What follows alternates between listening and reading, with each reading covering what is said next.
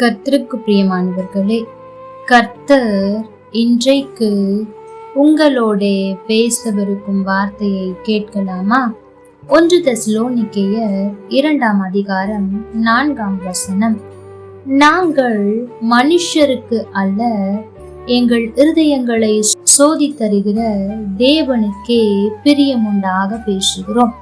எனக்கு பிரியமான தேவ பிள்ளைகளே, இன்றைக்கு அநேக ஜனங்கள் பேச்சினால் தான் அநேகரை கவர்ந்து இழுத்து கொண்டிருக்கிறார்கள்.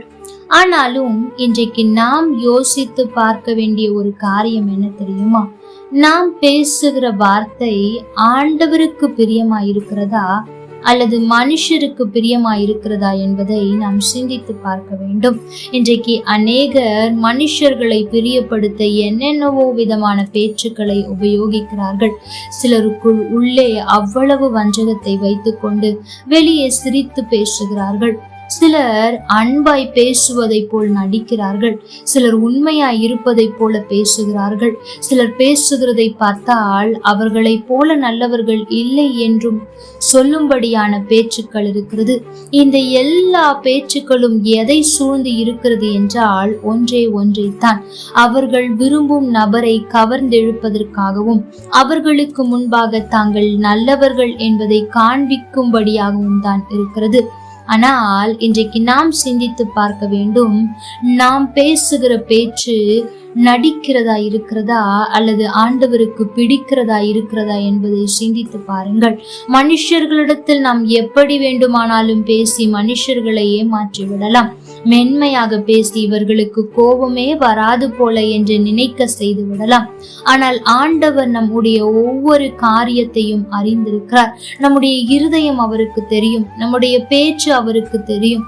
நாம் மற்றவர்களிடத்தில் எப்படி நடந்து கொள்ளுகிறோம், நமக்குள்ள என்ன காரியத்தை வைத்திருக்கிறோம் என்று எல்லாமே அவருக்கு தெரியும். இன்றைக்கு நாமும் கூட அநேக நேரத்தில் மனுஷர்களை பிரியப்படுத்தத்தான் பேசுகிறோம்.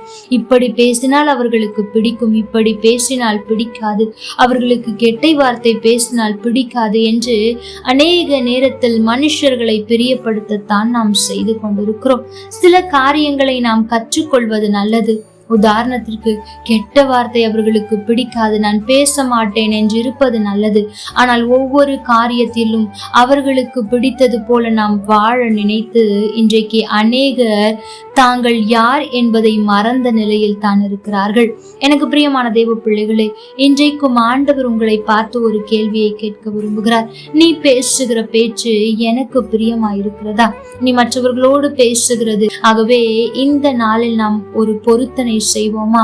ஆண்டவரே, மனுஷர்களை பிரியப்படுத்த, அதாவது என் அம்மாவை, என் கூட பிறந்தவர்களை, என்னுடைய நண்பர்களை பிரியப்படுத்த நான் பேசாமல், என்னுடைய இருதயத்தை ஆராய்ந்து அறிந்திருக்கிற, என்னை பற்றி நன்றாக புரிந்திருக்கிற, நான் யார் என்பதை தெளிவாய் உணர்ந்திருக்கிற உமக்கு பிரியம் உண்டாகத்தான் பேசுவேன்.